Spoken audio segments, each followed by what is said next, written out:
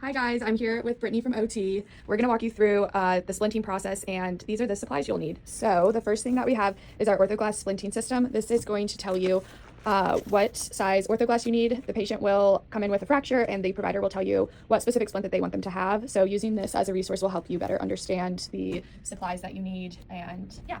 The next thing is your orthoglass. So we have various sized orthoglass on our ortho splinting cart. So you would take whatever size is indicated for the patient by way of the book and bring it into your patient room in order to splint them.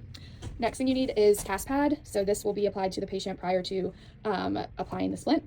And the next thing you'll need is either you'll need some ACE wrap here. This is also in the splinting cart, and then you'll need your trauma shears and your ortho splinting scissors, which are wired to the ortho cart. I think so. Okay, go. All right, so first we're gonna take our cast padding and we need to measure how much orthoglass we need to cut. So from the booklet, it'll tell you what you're measuring. Today we're gonna make a sugar tong splint. So we are gonna measure from the back of their hand where their knuckles are, all the way around the back to the inside, the same spot. So I'm gonna take my cast padding, I'm gonna hold it here, I'm gonna go around all the way to the inside here, and then I'm gonna tear it, and that is gonna be what we call a template for how much orthoglass needs to be cut for this patient. All right, so then we have our template. So we're gonna find the correct size based on the booklet. For her, it'll be 3 inches. We'll pull it out. We wanna feel the top part first to make sure it's not hard. When it gets air in it, it'll harden. So we'll find the first soft point. That will be our starting. And then we'll pull it all the way out to measure all the way down. And then we'll cut. I usually go a little bit above, just in case the measurement was a little wonky, or when the patient's in a lot of pain, they can't really move their arms super great to get a good measurement. You can always cut extra away, but you can never add to it. The orthoglass scissors work way better here. So if you have the chance, definitely use those. So we will cut all the way through, in theory, this orthoglass material. And then we need to reclose up the package so that it doesn't air out, because we don't want to waste the material if we don't have to. So we're going to take this black piece here and open it. It's very tricky to do. Don't judge my strength. All right. And then you want to take this inside piece and fold it up a bit inside so you've got good working room. And you'll take this and smush it. And you want to make sure this goes all the way down everywhere to help keep it fresh. All right, so we've measured, we've cut. So we're gonna take the orthoglass out of the sleeve. This becomes trash. We wanna prep the orthoglass. So we'll do that by sprinkling a little bit of water on both sides and then wiping it down with a towel. All the rooms have sinks in them and towels, but if you're in RSK or ATD, then you can get a bucket, put a teeny bit of water in here. You honestly don't need much. And that way you can bring that just in the patient's room. So you're gonna take a little bit, honestly like a sprinkle full, and just kind of rub it down on both sides. You'll flip it over and do the same thing on the other side. And when it is a teeny bit damp, you'll take your towel and kind of dry it off, and that will start to prep while you do some cast padding on the patient. So you'll start with your cast padding here, and you want to go from those knuckles, those MCPs, all the way to about halfway. I typically go kind of where the muscle kind of pulls in a little bit at the arm, and you're going to come through the thumb and all the way around. I like to take a little hole here, that way their thumb can loop in. It's a little bit better fit and it holds better. When you're cast padding, you want to make sure that you do what we call a shadow wrap. So as you can see, this is a little bit darker than through here. We want to make sure that all of it is double wrapped so the patient's skin is the most protected. If you notice that they have any other bony prominences, like their wrist bone, their elbows, or if it's on their ankle, anything, you can always add more, but we want at least 2 layers. And we're going to take this just all the way around. And then when we run out, I do a little tear at the end because it sticks better. And then we'll grab another roll and pick up where we left off. And we'll come all the way up here, give a little tear, and then I'll do a little bit more around the elbow, and then I'll double check that wrist. Make sure that we've got good coverage.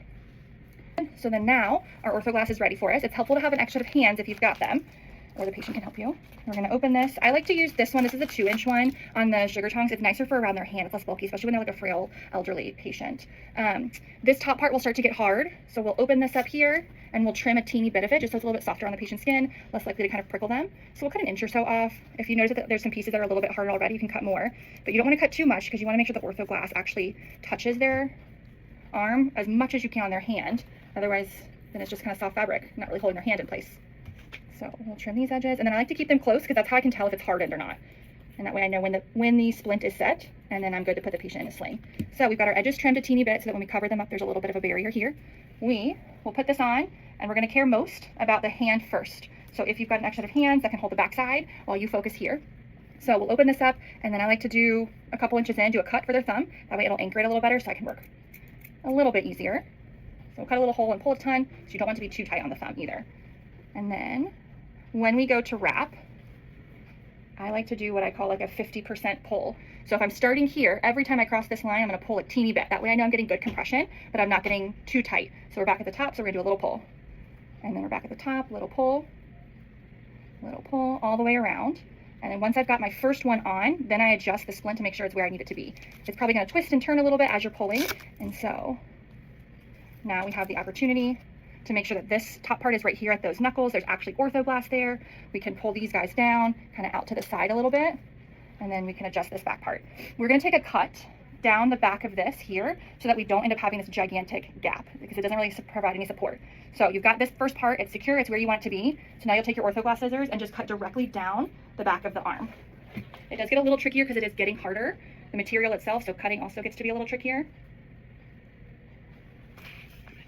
So now that it's cut, you're going to have two pieces. You are going to take the outside piece in, and then this inside piece is going to come on top. So now it looks like this. So it's much snugger to the patient. You'll have your extra set of hands hold this as snugly as you can. You're going to start back up here, and you're going to continue with the same pattern that you were doing. Little pull. When you get around the elbow, you'll have to pull it a teeny bit tighter than you have been just to help hold those two pieces now in place.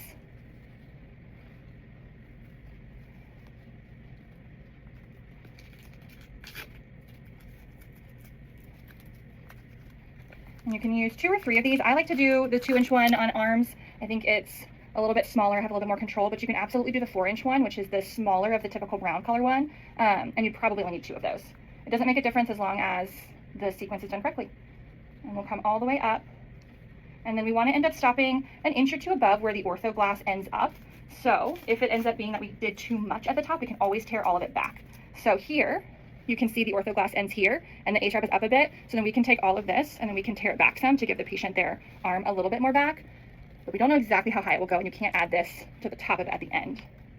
And there you go, clean it up a little bit. And then you're going to use these pieces that you cut to see if it's hardened or not. If it's a little crunchy, it's close, but it's still pretty bendable, so it's not quite yet. So while this is finalizing to set, you want to make sure that the patient is in a good 90-degree position.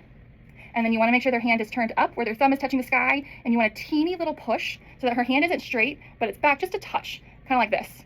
And then you'll hold it here. As long as the patient can tolerate it, it'll set this way. And then once it is set, all of this is hard and you feel like there's good support, then you put them in a sling and they're good to go.